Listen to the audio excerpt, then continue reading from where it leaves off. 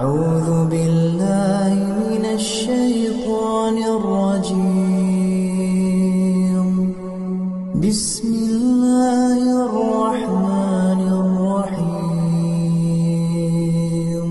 يقول يا ليتني قدمت لحياتي يقول يا ليتني قدمت لحياتي فيومئذ لا يعذب عذابه أحد ولا يوثق وثاقه أحد. يا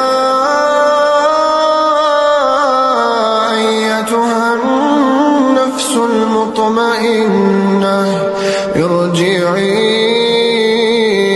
إلى ربك راضية مرضية فادخلي في عبادي وادخلي جنتي.